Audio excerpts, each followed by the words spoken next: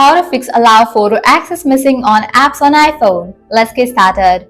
The very first thing you want to do is launch your settings. Now scroll down, navigate to the option of screen time. If you have enabled screen time, you're going to see this option, content and privacy restrictions. Open that option. Now under privacy, you're going to find the option of photos. Open this option. Check in for the option of allow changes. Likewise, here you're going to find all the apps that are installed in your device. Hit towards any of the app. After you set it to allow change, hit back. Go to the main page of settings. Once you are in the main page of settings, now scroll down. Now hit towards any of the app in which we are not getting this option. You will see this option of photos. Clicking on that option, you can easily set it to none, limited access or full access.